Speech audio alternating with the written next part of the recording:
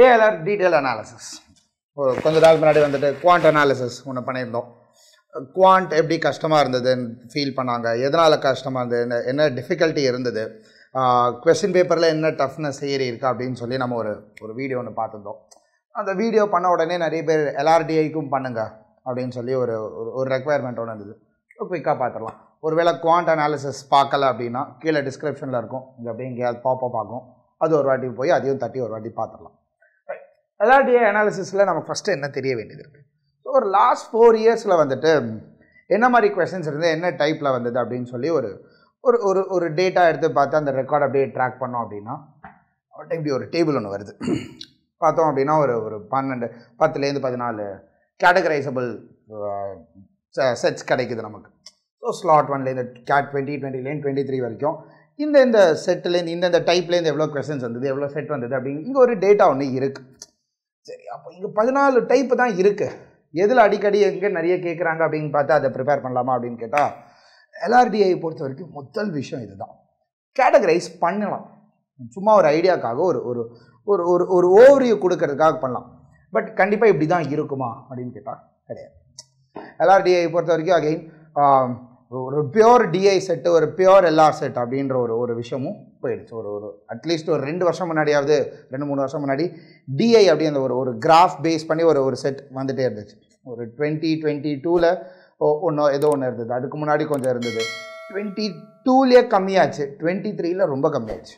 So probably அடுத்த வருஷம் LR set தனி, DI செட் தனி அப்படின்னு இருக்கிறதுக்கான வாய்ப்புகள் இல்லை. ஸோ இது எல்லாத்தையுமே அப்படியே கொலாபரேட் பண்ணி கொஞ்சம் ஒரு சார்ட் ஆஃப் மேத் பசில்ஸ் உள்ளே வரும்.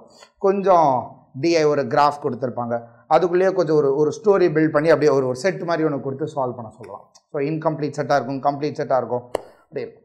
அடிக்கடி ஒரு காமனான ஒரு கொஸ்டின் என்ன அப்படின்னா, ஸ்டூடெண்ட்ஸ் ப்ரிப்பேர் பண்ணும்போது டோர்னமெண்ட்ஸ் அண்ட் விஷுவலைசேஷன்ஸ், இந்த டோர்னமெண்ட் செட்டெல்லாம் எங்கே இருக்கும், இந்த கிராஃப் செட்டெல்லாம் எங்கே இருக்கும், இந்த சீக்வன்ஸ் செட்டெல்லாம் எங்கே இருக்கும், இந்த பசில்ஸ்லாம் எங்கே இருக்கும், நான் இதெல்லாம் ஃபுல்லாக உட்காந்து ப்ரிப்பேர் பண்ண போகிறேன், அதெல்லாம் நான் ப்ரிப்பேர் பண்ணிட்டேன், கம்ஃபர்டபுளாக இருக்கேன் அப்படின்னு, அது போதுமா அப்படின்னு கேட்டால் நோ. இப்படி கொடுத்துட்டு உன்னை ப்ரிப்பேர் பண்ணுங்க அப்படின்னு சொல்லிட்டோம் அப்படின்னா ரொம்ப ஈஸி. 10-14ல் ஒரு 10 டைப்பை நம்ம பார்த்துட்டு நான் ரெடி அப்படின்னு நம்ம சொல்லிடுவோம். பட் அப்படி பண்ணுறது இல்லை. அந்த கான் ஆர் தோஸ் டேஸ் அப்படின்ற மாதிரி ஒரு ரேண்டமாக எப்படி வேணாலும் அந்த ஒரு செட்டு உள்ளே உட்காந்துட்ருக்கோம். அனலைஸ் பண்ணும்பொழுது வருஷம் ஒவ்வொரு செட்டுமே ஒரு வேரியண்ட்டாக இருக்குது. இதுக்குள்ளேயே ஒரு மாதிரி காம்பினேஷனில் போட்டு பண்ணிகிட்டு இருப்பாங்க. அந்த ஆஸ்பெக்டில் இருக்கும்போது நான் இதை மாத்திரம் பண்ணிவிட்டு நான் இந்த ஒரு 4 idea, 4 different type of sets பார்த்துட்டேன், நான் ஷெடியூலிங் பார்த்துட்டேன், டேபிள்ஸ் பார்த்துட்டேன், ரூட்ஸ் அண்ட் நெட்வொர்க்ஸ் பார்த்துட்டேன், எனக்கு இது போதும், கம்ஃபர்டபுளாக இருப்பேன் அப்படின்னு கேட்டால் the answer is definitely no. அது எஃபெக்டிவாக இருக்குமா அப்படின்னு கேட்டால் ப்ராபப்ளி. லக் இருந்தால் நல்லா அதுக்கு ரெலவெண்ட்டாக ஒரு செட்டு உள்ளே உட்காந்துக்கிட்டு நம்ம அதை கிளாஸிஃபை பண்ணி முடிச்சிடலாம். பட் அப்படியே இந்த பக்கம் ஒரு பை சார்ட்டாக பார்த்தோம் அப்படின்னா probably you will understand this relatively better here. Again ஒரு ரஃப் ஃபிகரில் நம்ம பார்த்துட்ருக்கோம். இங்கே பார்க்கும்போது கிரிட்ஸு 17.6, ஷெடியூலிங் 15.8, அங்கே டேபிள்ஸ் ஒரு 10.6, இங்கே ஒரு மேத் பசில் ஒரு 12.6. நான் இந்த ஒரு 4 பார்த்தாலே 50% ஆஃப் த சிலபஸ் கவர் பண்ணிட்டேன். பார்க்க நல்லாயிருக்கு. ஒரு ஸ்டாட்டிஸ்டிக்கலி பார்க்கும்போது 50% ஆஃப் த சிலபஸை நான் கவர் பண்ணிட்டேன். சிலபஸ் அப்படிங்கிறது ஒன்று கிடையவே கிடையாது. அகெயின் நான் ஒரு பர்டிகுலர் பசிலை கொஞ்சம் மேத் பேஸ்டாகவும் கொஞ்சம் டேட்டா ட்ரிவனாகவும் அப்படியே கொஞ்சம் ஒரு ஸ்டோரி பில்ட் பண்ணியும் கொடுத்தேன் அப்படின்னா உன்னால் சால்வ் பண்ண முடியுமா, சால்வ் பண்ண ட்ரை பண்ண அப்படின்னு கொடுக்கறது தான் எக்ஸாமில் கேட்கப்படுற ஒரு கேள்வி. அப்படி இருக்கும்போது இந்த 50% வச்சுக்கிட்டு நான் மொத்தமாகவே கிராக் பண்ணிட்டேனா அப்படின்னு கேட்டால் நோ. மிச்ச 50% கூட வரலாம். இதுக்குள்ளேயே ஏதோ ஒரு காம்பினேஷனில் உள்ளே உட்காந்துக்கிட்டு இதுதான் செட் அப்படின்னு இருக்கும். ஸோ ப்ரிப்பேர் பண்ணும்பொழுது அப்படியே செக்ரிகேட் பண்ணி கேட்டகோரிக்கலி நான் ப்ரிப்பேர் பண்ணிகிட்ருக்கேன் அப்படின்னு பண்ணிகிட்ருக்கீங்க அப்படின்னா இனிஷியல் ஸ்டேஜஸில் LRDI ஸ்டார்ட் பண்ணும்பொழுது நான் ஃபஸ்ட்டு எடுத்த உடனே உள்ள டஃப் லெவல் செட்ஸ்லாம் பண்ண முடியாது.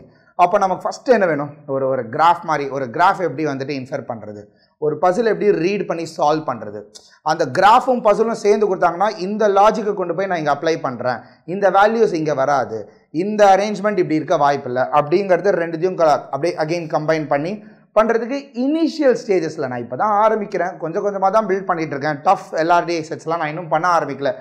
அந்த ஸ்டேஜில் பண்ணலாம். அந்த மாதிரி கேட்டகரைஸ் பண்ணி அந்த மாதிரி ஒரு பசில்ஸை மாத்திரம் ஃபஸ்ட்டு பார்த்துட்டு, அப்புறம் DIயை பார்த்துட்டு, அப்புறம் அரேஞ்ச்மெண்ட்ஸை பார்த்துட்டு, அப்புறம் சீக்வன்சஸை பார்த்துட்டு அப்போ பண்ணலாம். But down the line the more and more sets you solve, நான் இன்னும் ஃபோக்கஸ்டாக ரொம்ப டிட்டர்மைண்டாக பண்ணும்போது ஒரு பீரியட் ஆஃப் டைமில் அதை அப்படியே டிட்டாச் பண்ணி விட்டு டாடா பை பை, இனிமேல் இப்படி இருக்கிறதுக்கான வாய்ப்புகள் இல்லை, நான் இதையே கம்பைன் பண்ணி கொஞ்சம் டஃபர் செட்ஸ் பார்க்க போகிறேன். ஸோ இது தான் வரும் அப்படின்ட்டு நான் நம்பிக்கிட்டு இல்லாமல் இதோட டஃப்பான செட்ஸ் எப்படி இருக்குங்கிறத நான் அப்ரோச் பண்ண போகிறேன் அப்படின்ற மைண்ட் செட்டில் ப்ரிப்பேர் பண்ண ஆரம்பிக்கணும். இனிஷியல் ஸ்டேஜஸில் வச்சுக்கோங்க, போக போக போக அதை விட்டுறணும். அப்படி தான் வரும் அப்படின்ட்டு நம்பிட்டு இருக்க முடியாது. ஏன்னா இயர் ஆன் இயர் அதுவுமே மாறிட்டுருக்கு. Pure DI and pure LR அப்படிங்கிறது இப்போ வருது இல்லை. ஸோ அடுத்த வருஷமும் அதே மாதிரி இருக்கலாம், இல்லை ப்ராபப்ளி ஒன்று உள்ளே உட்காந்துட்டு இருக்கலாம். You never know. அப்படி இருக்கும்போது be prepared to tell your self, set எப்படி இருந்தாலும் எனக்கு டேட்டா இன்ஃபர் பண்ணி நான் அதை எடுக்க போகிறேன், இதை நான் இங்கே அப்ளை பண்ண போகிறேன் அப்படின்ற ஐடியாவை ஃபஸ்ட்டு பில்ட் பண்ண ஆரம்பிங்க. நிறைய செட்ஸ் சால்வ் பண்ண வேண்டியது இருக்கும். என்னடா இது அனாலிசிஸ் அப்படின்னு சொல்லிட்டு அனலைஸ் பண்ணும்போது ஒரு அனாலிசிஸே இல்லை அப்படின்னு சொல்கிற மாதிரி இருக்கும். பட் தென் அகெயின் அதுதான் அனாலிசிஸே. அனலைஸ் பண்ணிவிட்டு இல்லைப்பா இப்படி தான் இருக்க போகுது அப்படின்ற டேக்அவே எடுத்துக்கிறது தான் நமக்கு இங்கே ரொம்ப முக்கியமான ஒரு விஷயம். ஸோ டிஐஎல்ஆர் ப்ரிப்பேர் பண்ணும்பொழுது ஃபஸ்ட்டு இனிஷியல் ஸ்டேஜஸில் ஸ்டெப் பை ஸ்டெப் போயிட்டு more and more sets solve பண்ணுறது தான் ரொம்ப முக்கியம். ப்ரீவியஸ் இயர் கொஸ்டின் பேப்பர்ஸ் எடுத்து பாருங்கள், அந்த பேட்டர்னில் எப்படிலாம் இருக்குது, என்ன மாதிரிலாம் கேள்வி வரும் அப்படின்ற ஒரு ஐடியாவை பில்ட் பண்ணுறது ரொம்ப முக்கியம். ஸோ அதை பண்ணிவிட்டு அதுக்கப்புறமா நம்ம இந்த எக்ஸாம் ப்ரிப்பரேஷன் ஸ்ட்ராட்டஜிஸில் நம்ம அதை அப்ளை பண்ண ஆரம்பிக்கலாம்.